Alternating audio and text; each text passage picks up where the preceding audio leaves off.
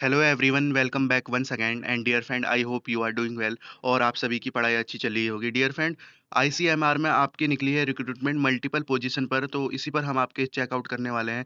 And ये आपका interface है आईसीएमआर के ऑफिशियल वेबसाइट का। तो डेफिनेटली आप सभी से रिक्वेस्ट है कि एक बार जरूर आईसीएमआर के ऑफिशियल वेबसाइट पर देखें।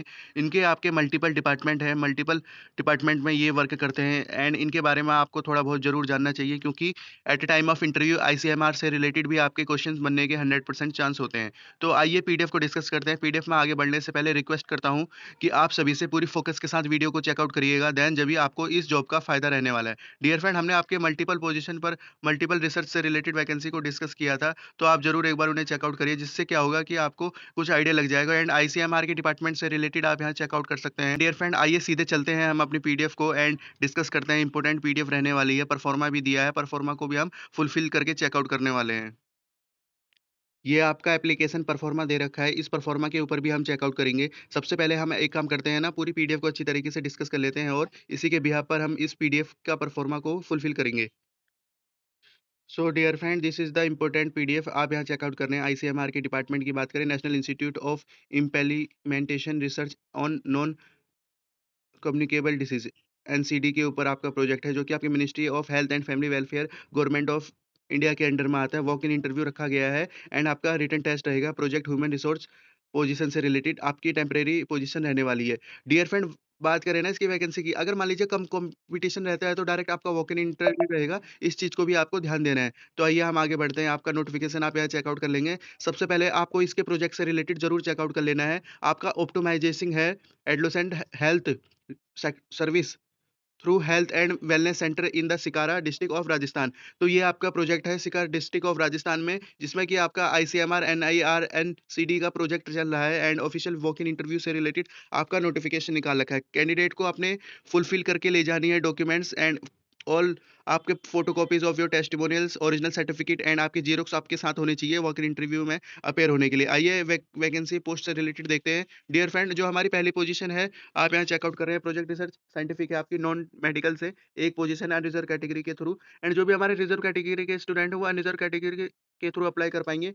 एसेंशियल क्वालिफिकेशन, जिसमें कि आपका पीजी मांगा है in clinical psychology and psychology है, आपका पब्लिक हेल्थ है, साइकेट्रिक सोशल वर्क है, सोशियोलॉजी है, एंथ्रोपोलॉजी, माइक्रोबायोलॉजी, बायोकेमिस्ट्री से रिलेटेड आपके पास हो, केमिस्ट्री से रिलेटेड, बायोलॉजी, जूलॉजी से रिलेटेड एंड आपके पास 5 ईयर का एक्सपीरियंस मांगा है इस पोजीशन के लिए। एंड या तो आपके पास पीजी हो इन क्लिनिकल साइकोलॉजी, हो आपके पास साइकोलॉजी, हो आपके पास पब्लिक हेल्थ है, साइकोट्रिक है, सोशल वर्क है, सेम आपकी है विद पीएचडी और 2 ईयर का पोस्ट क्वालिफिकेशन एक्सपीरियंस। आप चेकआउट करिए, सिंपली आपके पास पीजी के बाद 5 ईयर का एक्सपीरियंस है तो आप अप्लाई कर पाएँगे, और आपके पास पीएचडी है, उसके बाद आपके पास 5 ईयर 2 ईयर का एक्सपीरियंस है, तो आप जब भी अप्लाई कर पाएँगे। इस चीज़ को आपने देख लिया होगा। डिज़ायरेबल एक्सपीरियंस से रिलेटेड देखें कि आपने पब्लिक हेल्थ में काम किया हो, इम्प्लीमेंटेशन किए हो आपने गवर्नमेंट प्रोजेक्ट से रिलेटेड एंड रिव्यू किए हो आपने जर्नल, तो ये आपकी डिज़ायरेबल में रखी है। एज लिमिट की बात करें तो 45 एज इन्होंने रखी है, पढ़ लेंगे आप यहाँ पे walk in test and walk in interview से रिलेटेड।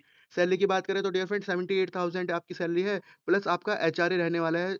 इस बात को आपको ध्यान देंगे एंड अदर ट्रैवल अलाउंस भी आप यहाँ चेकआउट कर पाएँगे। टेन्योर की बात करें तो डियर फ्रेंड आपका टेन्योर रहने वाला है 2026 तक, 1 साल की आपका टेन्योर है। पैलेस ऑफ वर्क की बात करें तो आपका palace of work ICMR, NIR, NCD Jodhpur में आपका रहने वाला है, या एनीवेयर इंडिया जो आपके प्रोजेक्ट चलेगा उसके ऊपर रहने वाला है। तो वॉक इन इंटरव्यू डेट से रिलेटेड आप यहाँ चेकआउट कर लेंगे अच्छी तरह, जिसमें कि आपका 11/6/2025 को आपका वॉक इन इंटरव्यू रहेगा 11 बजे। तो इस चीज़ को लेकर आप तैयार हो जाइए। आइए सेकंड पोजीशन से रिलेटेड बात करते हैं, प्रोजेक्ट रिसर्च साइंटिफिक, जो कि आपका सेम है नॉन मेडिकल से। वैकेंसी आपकी इसमें 2 रहने वाली है, चेक कर लेंगे एंड एजुकेशन को हम समझ लेते हैं डियर फ्रेंड। पीजी इन्होंने माँगा है क्लिनिकल साइकोलॉजी से, नॉर्मल साइकोलॉजी हो आपके पास एंड आपके पास पब्लिक हेल्थ हो, साइकियाट्रिक हो, सोशल वर्क हो, सोशियोलॉजी हो, एंथ्रोपोलॉजी, स्टैटिक्स और माइक्रोबायोलॉजी। तो आप यहाँ चेकआउट कर रहे हैं multiple state and multiple discipline में आपके एजुकेशन को रखा है, जूलॉजी हो गया, केमिस्ट्री हो गया एंड इसमें आपका कुछ भी एसेंशियल एक्सपीरियंस नहीं माँगा। डिज़ायरेबल में आप यहाँ चेकआउट करेंगे, आपने पब्लिक हेल्थ में काम किया हो, इम्प्लीमेंटेशन रिसर्च से रिलेटेड काम किया हो एंड एज की बात करें तो डियर फ्रेंड 35 एज रखी है इन्होंने, रिटन टेस्ट एंड आपका वॉक इन इंटरव्यू से रिलेटेड।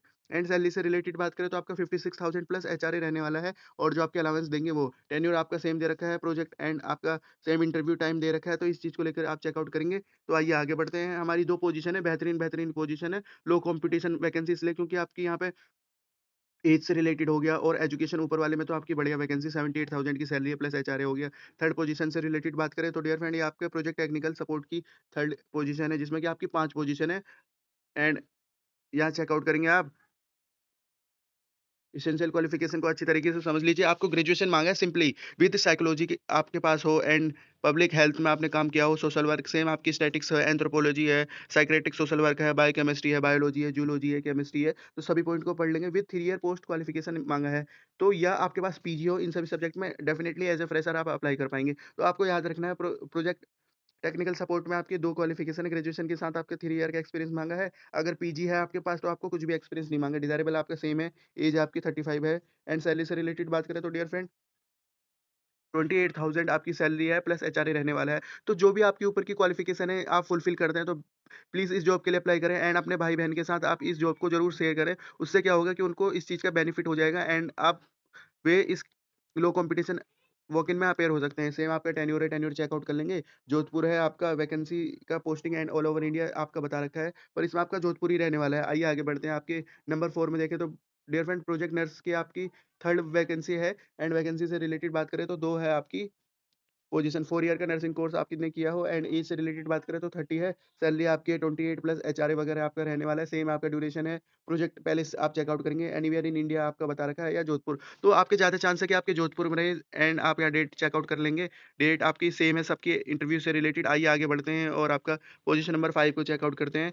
पोजीशन 5 है आपकी प्रोजेक्ट टेक्निकल सपोर्ट 1 जो कि आपकी एक पोजीशन है अनरिजर्व में। तो इस चीज़ को आप ध्यान देंगे, एसेंशियल क्वालिफिकेशन को समझ लेते हैं जिसमें कि आपके पास 10th हो और डिप्लोमा हो आपके पास एमएलटी या डीएमएलटी से रिलेटेड एंड 2 ईयर का एक्सपीरियंस हो आपके पास फील्ड में data collection and keep recording या आपके पास 3 ईयर ग्रेजुएशन हो और 1 ईयर का एक्सपीरियंस आपका मांगा है डाटा कलेक्शन एंड रिकॉर्डिंग से रिलेटेड। डियर फ्रेंड इस जॉब का फ़ायदा उन कैंडिडेट को मिलेगा जिन्होंने आपके आईसीआर जैसे प्रोजेक्ट में काम किया होगा। भले ही वो आपके 6 मंथ का हो पर उसकी वैल्यू काफ़ी अच्छी होती है एंड डीएमटी वाले प्रोजेक्ट में काम किया होगा जो हम ऑब्वियसली डिस्कस करते रहते हैं एंड सैलरी से रिलेटेड बात करें तो आपकी सैलरी है इसमें 18,000 प्लस एचआरए रहने वाली है। टेन्योर आपका सेम है एंड पोस्टिंग आपकी जोधपुर या एनीवेयर इंडिया रहेगी, पर ज़्यादा चांस है आपकी जोधपुर में रहे। तो डियर फ्रेंड ऑल इंडिया से सभी आप इस जॉब के लिए अप्लाई करें, बेस्ट आपकी वैकेंसी है।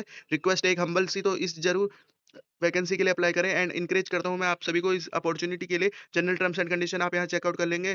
कॉन्ट्रैक्चुअल बेसिस पर आपकी वैकेंसी आईसीएमआर का प्रोजेक्ट है, एडवर्टाइजमेंट से रिलेटेड बता रखी टेंटेटिव आपकी पोजीशंस है, इट्स मे बी इंक्रीज और डिक्रीज। एनओसी सर्टिफिकेट वगैरह आपका चाहिए एंड आईसीएमआर से रिलेटेड जो हमारे रिजर्वेशन कैटेगरी के स्टूडेंट हैं उनके लिए आपका सर्टिफिकेट्स होने मैंडेटरी है, इस बात को आपको ध्यान देना है ईडब्ल्यूएस से रिलेटेड। तो डियर फ्रेंड ये आपके नोट ईएडीए मिलेगा at a time of interview आप अपेयर करेंगे तो ज़्यादातर चांस होता है इसका कि आपका इंटरव्यू ही हो एंड आइए आपका देखते हैं सिलेक्शन प्रोसीजर से रिलेटेड डियर फ्रेंड चेकआउट कर लेते हैं। जो आपका अगर रिटन टेस्ट हुआ या इंटरव्यू हुआ तो उसमें आपका 30% कैंडिडेट का आपका रिटन टेस्ट होगा। उसके बाद आपका एस सी से रिलेटेड क्वालिफाइंग मार्क्स बता रखे हैं जिसमें कि आपका 35 है S C and OBC unreserved EWS के लिए आपका 40% है। नेम ऑफ प्रोजेक्ट से रिलेटेड नंबर ऑफ कैंडिडेट जो आपके इंटरव्यू में सिलेक्ट होंगे आप इस टेबल को चेकआउट कर लेंगे एंड ये आपका इंग्लिश हिंदी में एडवर्टाइजमेंट बता रखा है तो आइए चेकआउट कर लेते हैं। तो आपका हिंदी में भी आई थिंक है। तो डियर फ्रेंड हिंदी में भी आपका एडवर्टाइजमेंट है तो हिंदी वाले कैंडिडेट एक बार यहाँ पे जरूर चेकआउट कर लेंगे। आइए मैं आपको थोड़ा से दिखा देता हूँ। तो यहाँ से आपका शुरू हो चुका है तो आप